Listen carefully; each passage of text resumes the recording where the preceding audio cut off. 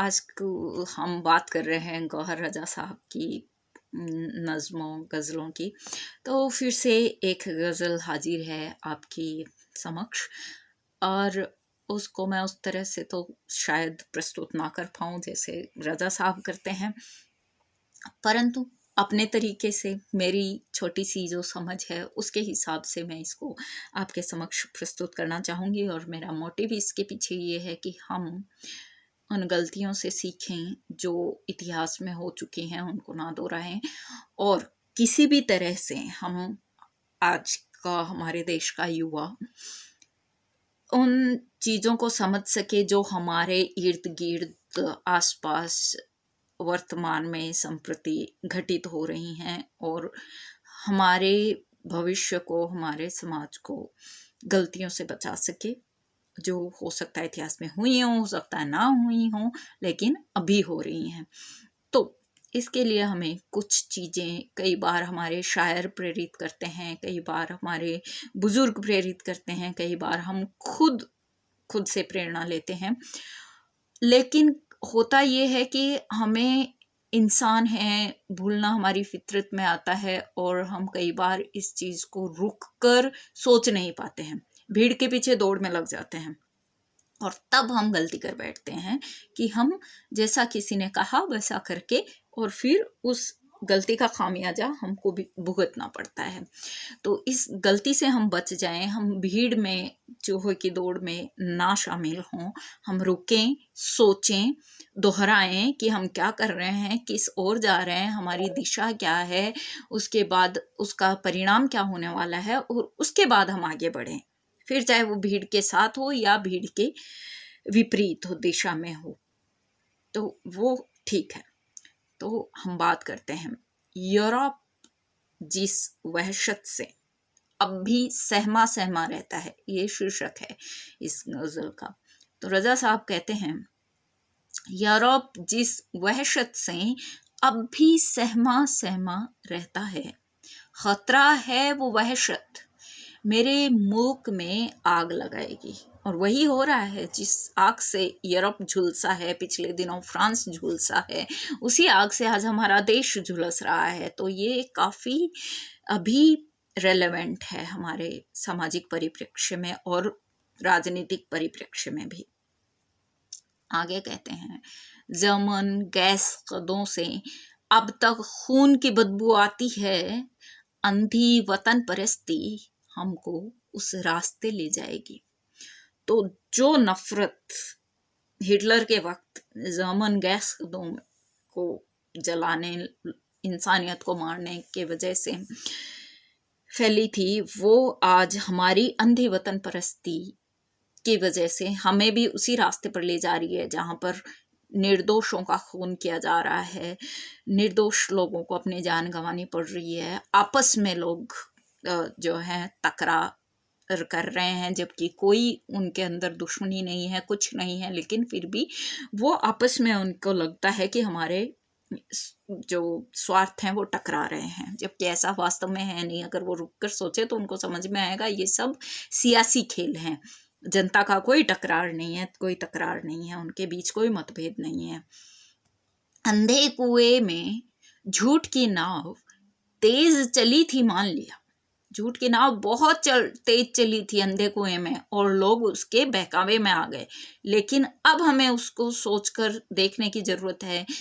तो वो आगे कहते हैं, लेकिन बाहर रोशन दुनिया तुमको सच बुलवाएगी। हम अपने आप से या किसी और से भी कब तक झूठ बोल सकते हैं?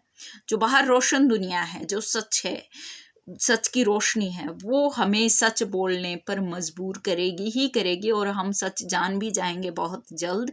तो ये झूठ की जो नाव है अंधे कुएं में चल रही है, वो काफ़ी दिन तक नहीं चल पाएगी। इसलिए हम जितना जल्दी हो बेहतर रहेगा हमारे लिए और आगे आने वाली पीढ़ियों के लिए भी, कि इसको समझ सकें कि झूठ क्या है, सच क्या है। नफरत में जो पले बड़े हैं, नफरत में जो खेले हैं, नफरत में जो पले बड़े हैं, नफरत में जो खेले हैं, नफरत देखो आगे आगे उनसे क्या करवाएगी। फनकारों से पूछ रहे हो क्यों लौटाए हैं सम्मान, फनकारों से पूछ रहे हो क्यों लौटाए हैं सम्मान, पूछो कितने चुप बैठे हैं, शर्म उन्हें कब आएगी। हमारे खिलाड़ी थोड़े दिन पहले जो यहाँ पे बैठे थे, जंतर मंतर पे प्रोटेस्ट कर रहे थे, कितनी मेहनत से उन्होंने पूरा जीवन लगाकर जो सम्मान पाए थे उनको लौटाने के लिए उनको मजबूर होना पड़ा। ये एक उदाहरण है। बाकी भी बहुत सारे फनकारों ने, बहुत सारे हमारे उम्दा लोगों ने जो जो सम्मान कमाए थे उन्होंने उनको वापस लौटाया है। क्योंकि जो हमारे बुद्धिजीवी वर्ग के लोग चुप बैठे हैं, सरकार की सियासत का खेल का हिस्सा बने हुए हैं, चुप रहकर समझ रहे हैं कि गलत हो रहा है, फिर भी चुप हैं, तो वो कब बोलेंगे, कब उनको शर्म आएगी। क्या वो अपने घर में आग लगने का, अपने घर तक आंच आने का इंतजार ही करते रहेंगे, या कि कुछ बोलेंगे भी वक्त रहते हुए। तो ये बहुत बड़ा सवाल है आज की तारीख में, और सबसे बड़ा सवाल है हमारी युवा पीढ़ी के ऊपर, क्योंकि हम ही समझ नहीं पाते हैं, और हम समझ जाते हैं तो बोलते नहीं है कि चल ना, हमारा क्या ले रहे हैं, सामने वाले का बुरा हो रहा है, होने दो, जब हमारे ऊपर आएगी बात देखेंगे। ये हमारा नजरिया जो है वो हमें बहुत जल्द बदलने की जरूरत है। बदलाव से डरे नहीं, जब तक बदलते रहेंगे तब तक जिंदगी आसान होगी। जब बदलाव से डरने लग जाएंगे तो जिंदगी बहुत मुश्किल हो जाएगी, जैसे आज हो रखी है। ये मत खाओ वो मत पहनो, ये मत खाओ वो मत पहनो, इश्क तो बिल्कुल करना मत, देशद्रोह की छाप तुम्हारे ऊपर भी लग जाएगी। तो ये सारे जो बंदिशें हैं, कुछ भी है कि औरत को बाहर नहीं निकलना है, औरत को बोलना नहीं है, लड़की हो तुम्हें अगले घर जाना है, तुम्हें तो बोलना बिल्कुल शोभा नहीं देता, तुम अगर आर्ग्यूमेंट करती हो तो भाई तुम्हारे माँ बाप ने तुम्हें संस्कार नहीं दिए हैं। अरे भाई, संस्कार आर्ग्यूमेंट में नहीं होते, संस्कार होता है आप बोल किस तरह से रहे हैं। एक बंदा या बंदी घूंघट निकाल के गाली दे रहा है आपको, तो वो क्या संस्कार है? नहीं। माँ को बाप मार रहा है लेकिन बेटा बोल नहीं पा रहा है, वो क्या संस्कार है? नहीं। अगर एक बहू है, घूंघट नहीं निकालती है, लेकिन उसका ससुर उसकी सास को मारता है, तो वो सामने जाके खड़ी हो जाती है कि मेरी माँ को पिताजी आप मारे नहीं, वो ज्यादा अच्छा संस्कार है। वो बोल रही है लेकिन वो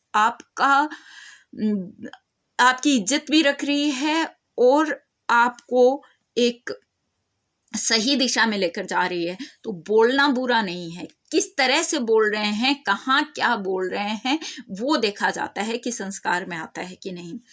तो बेटियों को भी बोलने दें, उनको बोलना सिखाएं, अपने हक के लिए खड़ा होना सिखाएं, वरना बेटियां यूं ही दहेज के लिए या किसी सामाजिक शर्म, जो सो कॉल्ड ऑनर किलिंग है, वो होती रहेगी उनकी, और आप रोते रहेंगे। उसके बाद में लीक पीटते रहें, कुछ नहीं होने वाला है। अभी 2 दिन पहले, 3 महीने पहले शादी हुई दुल्हन को पीट पीट के मार दिया गया सीकर जिले में, और अब जो है लोग मोमबत्तियां जला रहे हैं, सड़कों पे आ रहे हैं।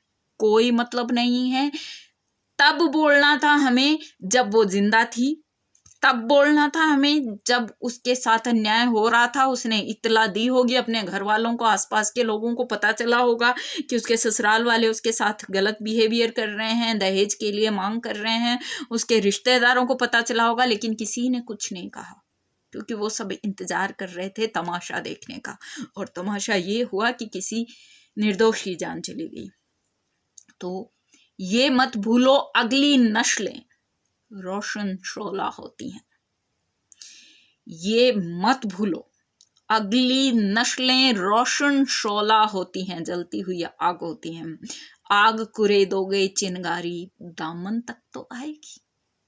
अगर आप आग कुरेदने चले हो, ये जो तमाशा बना हुआ है उसमें ताली बजाने चले हो, तो आपके दामन तक भी आग आने वाली है, और आगे आने वाली नस्लें भी, आगे आने वाली पीढ़ियां भी आप पर सवाल करने वाली हैं कि आप कहाँ थे, आप चुप क्यों थे, आप में सवाल उठाने की हिम्मत क्यों नहीं थी। तब आपके पास कोई जवाब नहीं होगा। और अगर आप अगले जन्म में या स्वर्ग नरक में विश्वास करते हैं, तो वहां भी ऊपर वाले को जाके आपको मुंह दिखाना होगा, तो वो भी पूछेगा कि कहाँ थे तुम तब, वहाँ पे जो जो रूहें चली गई हैं पहले, वो हमसे सवाल करेंगी कि आप कहाँ थे जब हम मर रहे थे, हमारे साथ अन्याय हो रहा था, आप चुप रह कर क्यों तालियां बजाकर अपनी बारी का इंतजार कर रहे थे, या क्यों इग्नोर कर रहे थे, क्यों बोल नहीं पा रहे थे? क्या जवाब दोगे? कभी हो सकता है अभी आपको मेरी बात बुरी लग रही हो, लेकिन कभी अकेले कमरे में बैठ के पूछना। दूसरों की जब हम बातें सुनते रहते हैं ना, तो हमें समझ नहीं आता है, लेकिन हम कभी खुद से बात नहीं करते। सबसे बड़ी गलती वही होती है। जब हम खुद से अकेले में बैठकर बात करते हैं तो हमारा ज़मीर हमेशा हमें सच के लिए ललकारता है, और वो सबसे सही बात होती है। तो जब हम अकेले में अपने आप से सवाल करते हैं ना, जिस इंसान में अपने सवालों का उत्तर देने की हिम्मत आ गई, वो इस दुनिया का सबसे ताकतवर इंसान है, विश्वास करें। और जिस दिन आप ये कर पाएंगे, आप सबसे ज़्यादा सम्मानित और सबसे ज़्यादा ताकतवर इंसान होंगे इस धरती पर। तो आशा है दोस्तों आपको मेरी बात समझ में आई होगी। कुछ गलती हो तो माफ़ करें, और वरना इन शब्दों को एक बार गौर से ज़रूर फिर से सुनें और इनको अपनाएं, इनको आगे बढ़ाएं और आसपास के लोगों तक भी फैलाएं। तो शायद हमारा समाज एक बहुत ही अच्छा रहने लायक स्थान होगा, और हम सब खुशी खुशी आगे बढ़ पाएंगे। आगे आने वाली नस्लें भी हमें शाबाशी देंगी कि हमने कुछ रुक कर सोचा समझा और उनके लिए एक बेहतर समाज छोड़कर हम आगे गए। धन्यवाद, फिर मिलते हैं।